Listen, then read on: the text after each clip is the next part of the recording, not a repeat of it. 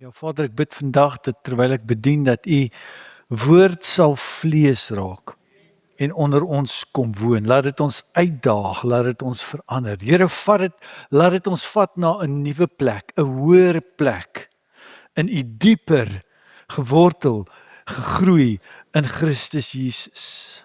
Heilige Gees, neem beheer van ons, van hierdie plek. Beweeg soos U wil beweeg.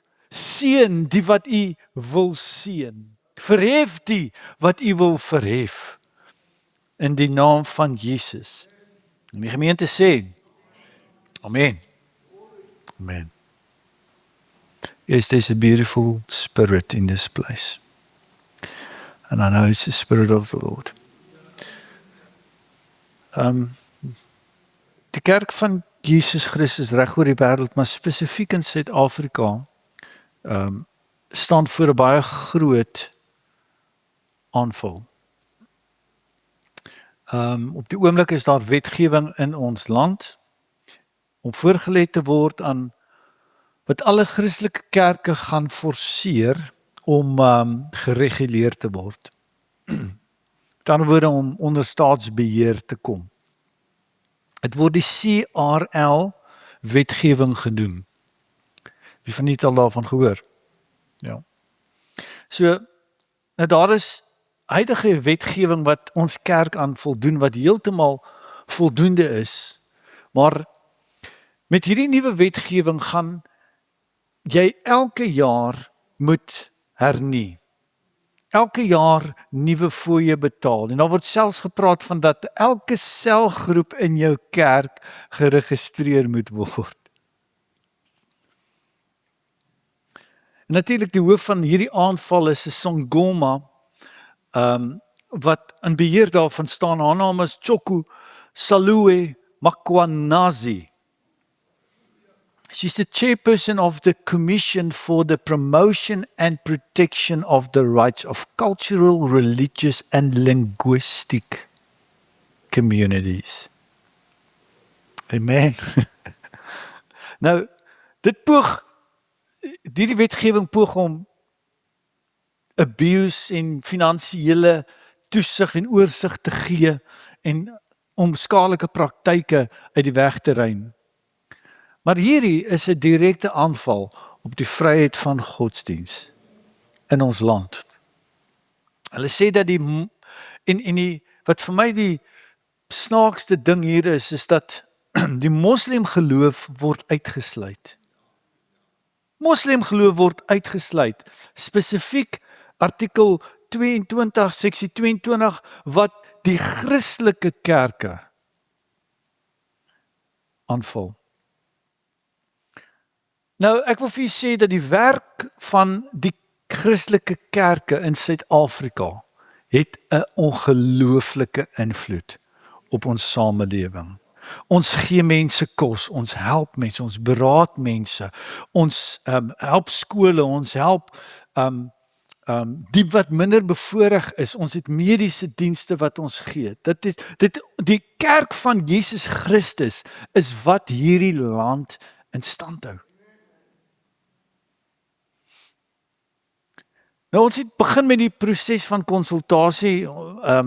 Dit het begin in November 2025 en ons kerk het ons eie objeksie daarteen ingegee en nou wag ons vir verdere deelname. Maar ek is so bly dat die kerk van Jesus Christus nie gestop kan word nie. Jesus sê in Johannes 15:20, as hulle my vervolg het, sal hulle julle vervolg. En dit is die Jesus in jou wat die wêreld haat. Dis nie jy nie, dis Jesus in jou. En as die wêreld ons aanvaar, dan beteken dit dat ons ergens gecompromise het in ons boodskap. Amen. As hulle van ons hou, Jesus bly die enigste weg na die Vader toe. Amen. And doesn't matter what come our way, I have decided to follow Jesus. I have decided to follow Jesus. I have decided to follow Jesus. No turning back. Praise the Lord, no turning back. Amen. The cross before me, the world behind me. No turning back. Hebreërs 5:8 sê dat Jesus het gehoorsaamheid geleer. So ek het van my gesels oor hierdie vers hierdie week. Jesus het gehoorsaamheid geleer uit wat hy gelei het. Jesus self was nie gespaar van lyding, van vervolging nie. Want hoekom sou God dit toelaat? Want dit gee ons 'n geleentheid om ons gehoorsaamheid te vervolmaak. Jesus het altyd die Vader gehoorsaam. Maar lyding het hom die geleentheid gegee om perfekte gehoorsaamheid te openbaar in die grootste druk. Want as jy aanhou om gehoorsaam te wees, selfs onder vervolging, dan maak dit jou gehoorsaamheid perfek. Dan kom ons by die belofte in Romeine 8 vers 17. As ons kinders is, dan ook erfgename van God en mede-erfgename van Christus. As ons naamlik saam met hom ly, sodat ons ook saam met hom verheerlik kan word. The blood of the martyrs is the seed of the church. Die kerk van Jesus groei nie omdat ons gemaklik is nie. Nie omdat ons sagte sitplekkies het nie. Nie omdat ons 'n mooi klank het nie. Nie omdat jy 'n goeie pastoor het nie. Die kerk van Jesus groei nie oor ons rykdom wat ons het nie. Die kerk van Jesus groei omdat daar opofferende mense is wat bereid is om verdrukking te verdra en te staan in 'n wêreld wat boos is. En die kerk sal nooit ophou groei as long as we stay with God. As we stay on His word, as we start walking. Die vroeë kerk het nie gebid, Here, verlos ons nie, maar hulle sê, Here, gee ons meer vrymoedigheid om U koninkryk en die woord te verkondig. Give us more boldness. And more boldness is what is needed in this world today. Kerk is deur al die eeue vervolg. Regeringe het dit probeer uitwis, koninkryke het gekom en gegaan, maar die kerk van Jesus Christus staan nog vas. Dit staan oral in die wêreld. Dit staan in die moslimlande, dit staan in Iran, dit staan in Rusland, dit staan in China. Elke koninkryk wat dit probeer vernietig het, is uitgewis.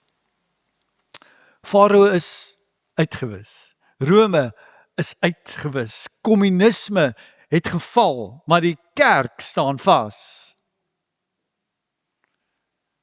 Openbaring beskryf die kerk aan die einde so, hy sê Openbaring 7:9, na hierdie dinge het ek gesien en kyk, daar was groot menigte, wat niemand kon tel nie, uit alle nasies en stamme en volke en tale.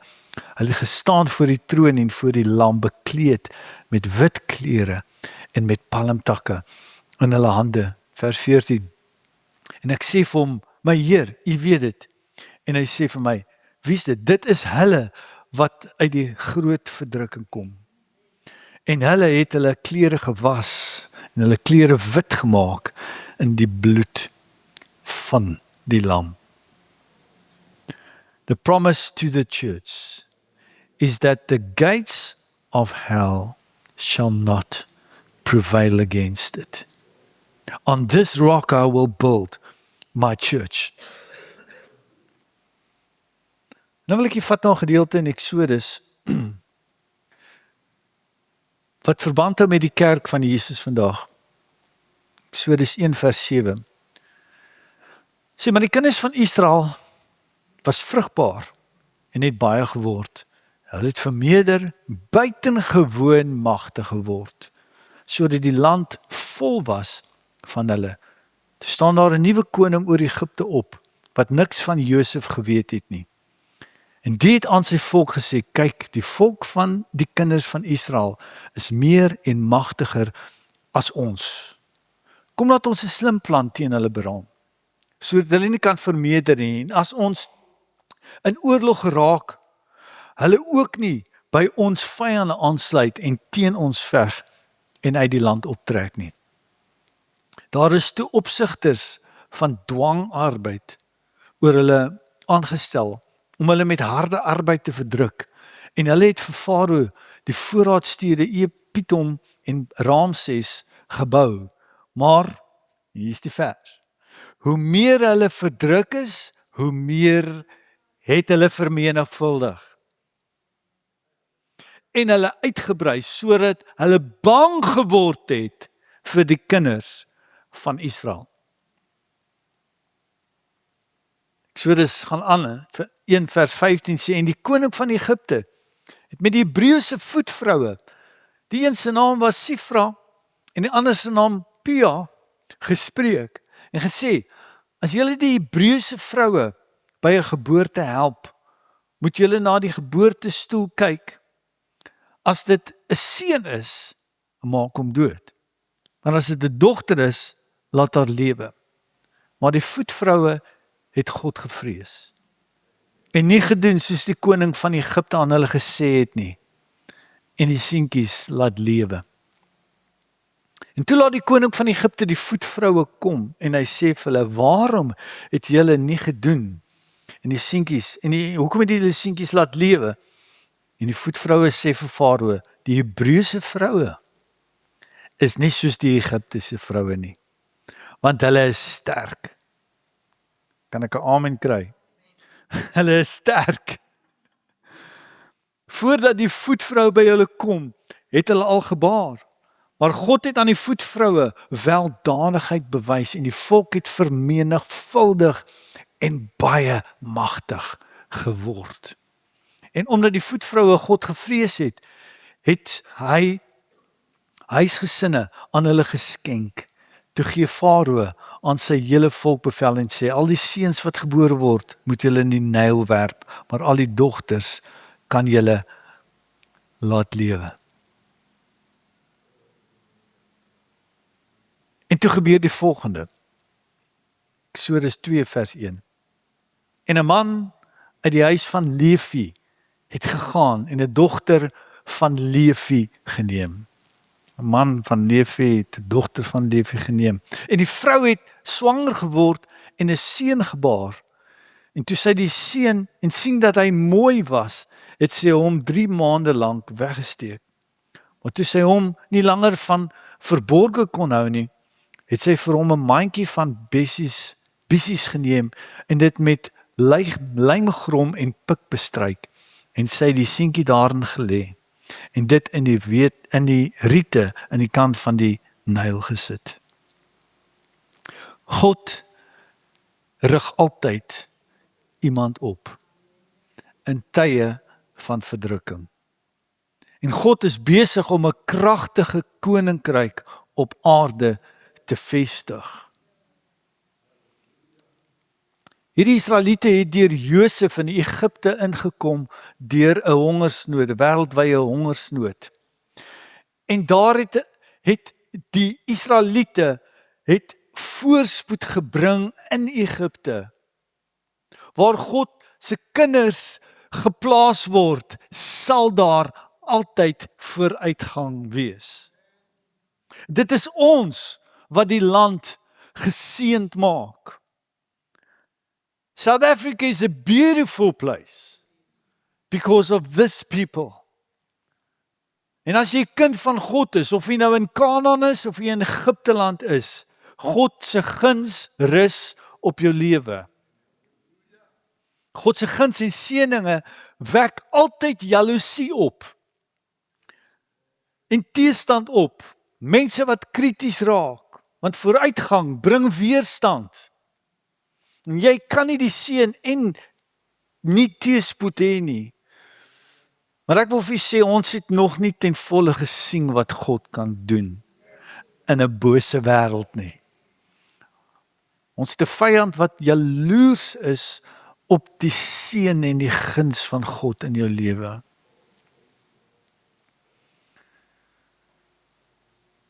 Die Israeliete het dus begin floreer, maar toe daar 'n ander koning gekom, wat nie Josef en sy nageslag geken het nie.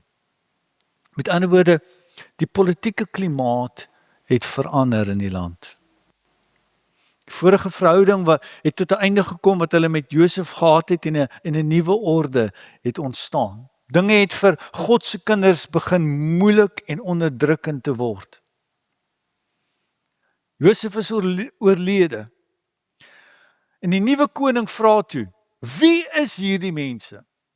Hulle kom in die land in, hulle is meer vrugbaar as ons mense, hulle is meer geseënd as ons mense, hulle maak meer geld as ons mense, hulle huwelike is beter as ons mense.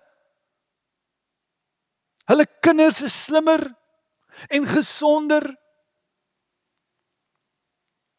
Kom ons vat hulle aan. Maar die Bybel sê, hoe meer hulle onderdruk is, hoe meer het God hulle vermeerder. Hoekom?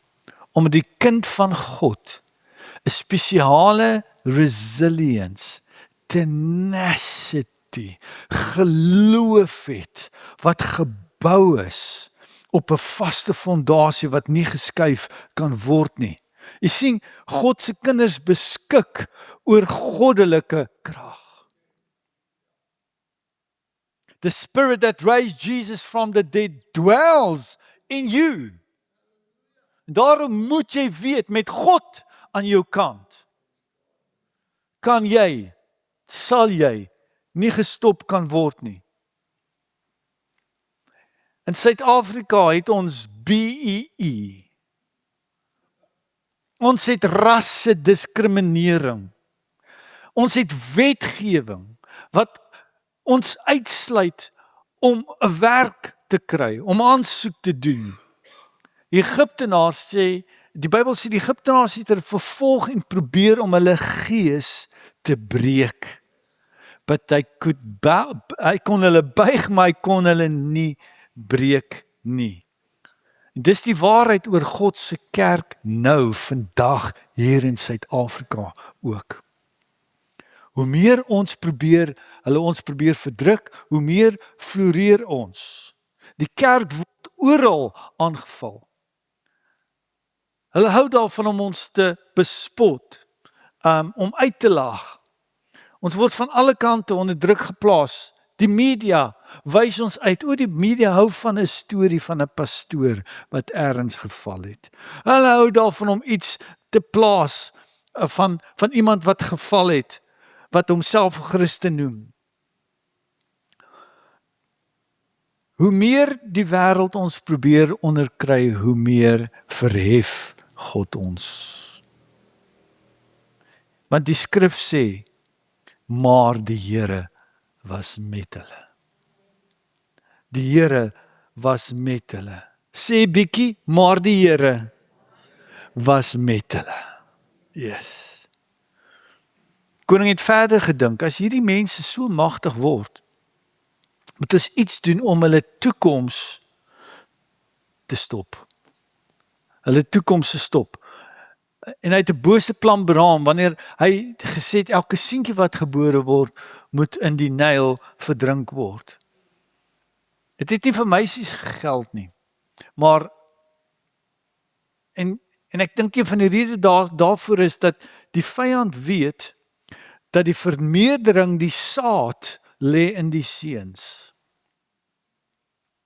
Maak die seuns dood, want die seuns is die draers van saad. Daar is vandag 'n vyand wat sê, kom ons maak die mans, kom ons maak die seuns, kom ons maak die kinders dood. As jy die jong seun doodmaak, sy manlikheid wegneem, sy geslagsidentiteit probeer verwar, hom minderwaardig probeer laat voel en sy lewe besoedel met pornografie, maak jy hom geestelik dood. Vader sê, maak die seuns dood, en dit gebeur ook in ons tyd vandag, dat die vyand werk politiese stelsels op om manlikheids- en werksgeleenthede weg te neem. Amen. En dan hoeveel seuns word groot sonder 'n vader? As 'n geslag vandag wat sonder ware vaders lewe, opereer uit wat ons noem 'n orphan spirit. En die seuns begin ook te lyk soos meisies.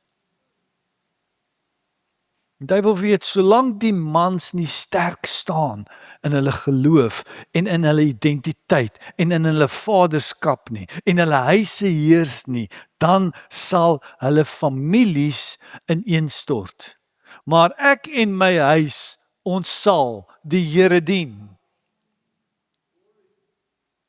Sonder sterk vaders is daar geen toekoms nie.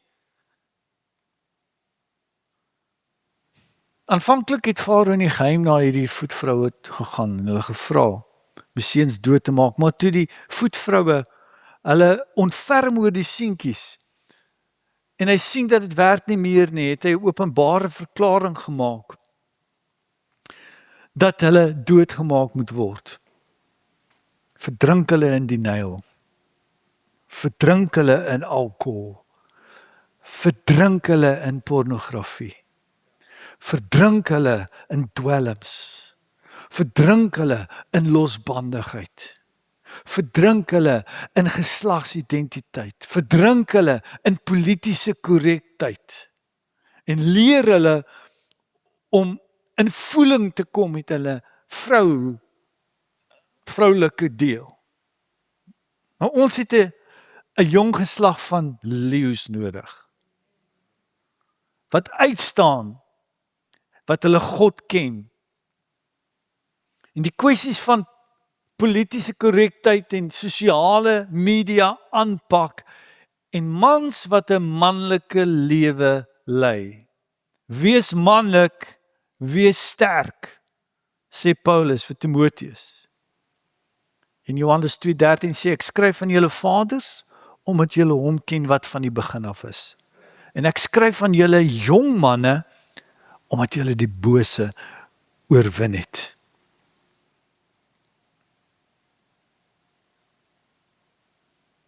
Terug na die verhaal.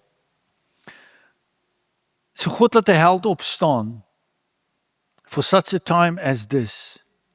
God laat elke tydperk van die kerk 'n man opstaan. En Eksodus hoofstuk 2 praat daar, begin praat van 'n huwelik tussen 'n leviet en 'n ander leviet.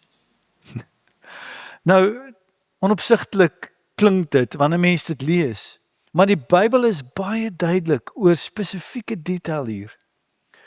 Dit is nie 'n huwelik tussen 'n leviet en 'n Egiptenaar nie. En skielik word hierdie vers wat oënskoulik geen relevantie gehad het nie, relevant vir ons vandag. Aangesien ons vandag geestelik gesproke nie in 'n ongelyke juk saam met 'n ongelowige moet trek nie. Amen. 2 Korintiërs 6:14, moenie dieselfde juk trek saam met 'n ongelowige nie. Dit beteken dat 'n gelowige met 'n ander gelowige moet trou, nie met 'n ongelowige nie. Want as een leviet met 'n ander leviet trou, bring daardie huwelik 'n Moses voort. Wanneer Godvreesende ouers kinders kry, rus daar 'n roeping, 'n bestemming en 'n krag oor daardie kinders. En dit is presies hoekom die duiwel jong mense aanval. Moenie met 'n ongelowige trou nie. Jy weet, wanneer 'n gelowige met 'n ongelowige trou, is dit soos om 'n donkie en 'n perd saam te span in een juk. Moenie verwag dat baie werk gedoen sal word nie, want die swak ene sal die krag van die sterk ene gebruik en misbruik. En uiteindelik sal die sterk ene swak raak. Terwyl die donkie die krag van die perd misbruik en al die voordeel van sy krag geniet, want die sterkstes dra die swakkes. Ek sê, span eerder 'n donkie saam met 'n ander donkie. Wees dankbaar vir die verhoudinge waaruit God ons verlos het. Wees dankbaar vir die waaruit jy weggestap het en vir die wat weggestap het in jou lewe. Dank die Here vir oop deure, maar ek dank ook die Here vir geslote deure wat toegegaan het in my lewe. As hy nie daardie deure toegemaak het nie, sou ek beslis vasgepen en vasgejuk gewees het aan iets waaraan ek nie moes trek nie. Amen. Ek het een keer verlief geraak op 'n meisietjie. En ek het regtig gedink, jy weet, dit is die girl. Dit is die ene. En ek is so dankbaar dat die Here daai deure toegemaak het. Want ek het nou die greatste girl. Amen. Wie van julle is ook so bly julle het weggestap?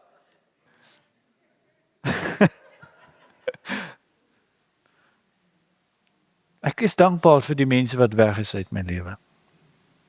Vir die deure wat toegegaan het. Want ek kan nie my lewe lank treur oor die wat my verlaat het.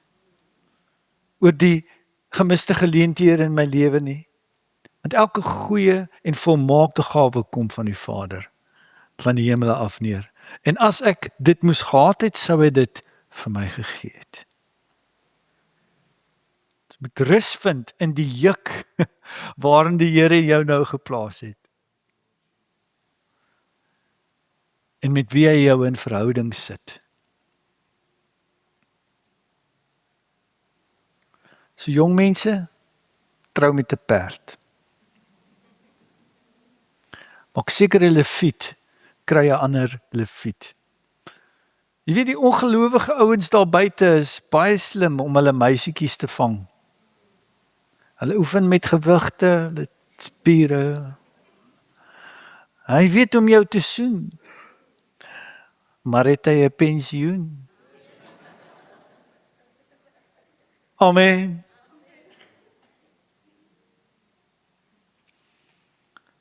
En so het 'n huwelik plaasvind tussen 'n leviet en 'n Moses is gebore. En die ouers besef hulle hierdie kind is besonders. Want kyk na jou kind en besef dat jou kind is 'n Moses. En hulle het hom in 'n rivier gesit en waarin al die ander kinders verdrink is, was die rivier die plek wat hom gespaar het. In 'n wêreld waarna dood gemaak word, plaas God 'n Moses. Hulle het hom daar geplaas en deur geloof 'n rivier wat ander doodmaak. En as jy by God bly, sal jy vas staan waar ander verdrink het.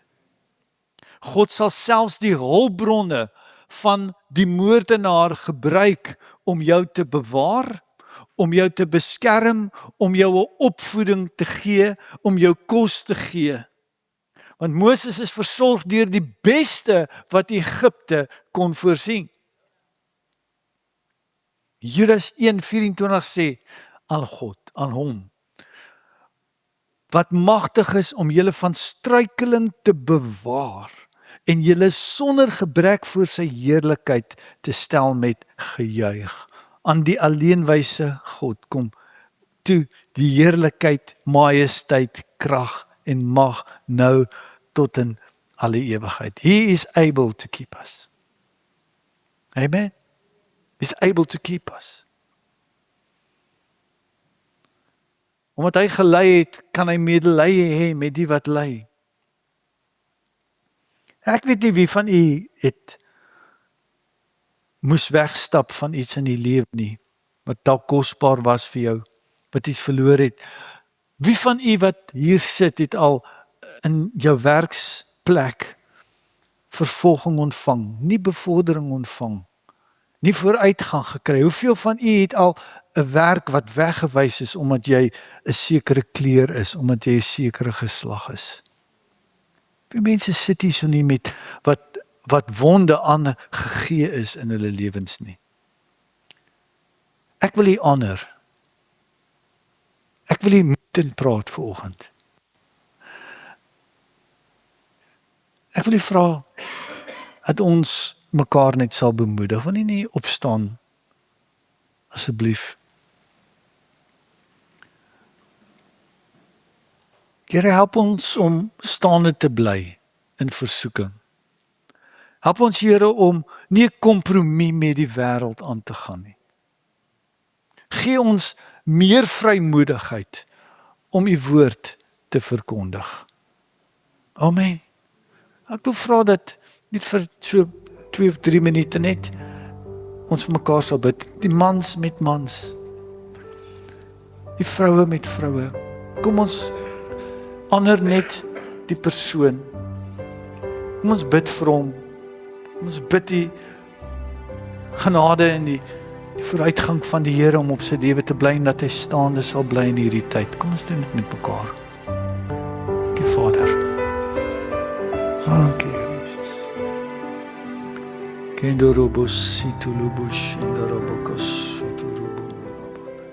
We need you, Lord.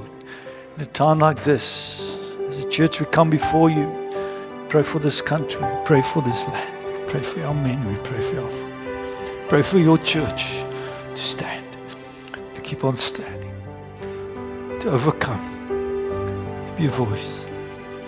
Give us wisdom, give us strength, give us health.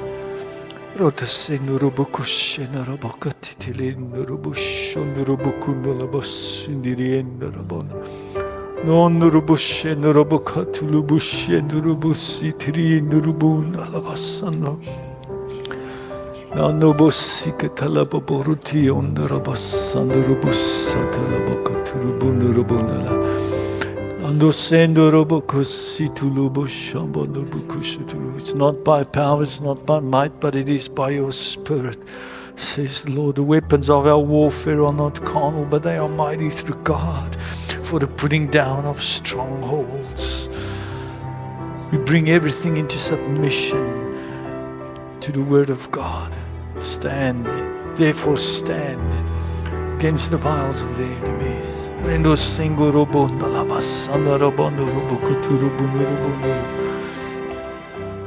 Rendo bositu roboshingo robokusuturu bondo.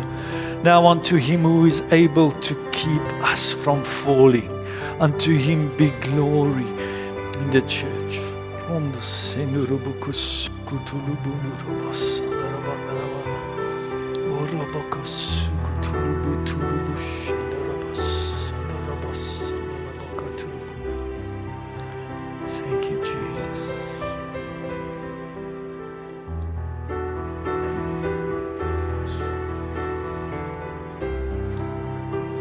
Hallelujah, hallelujah.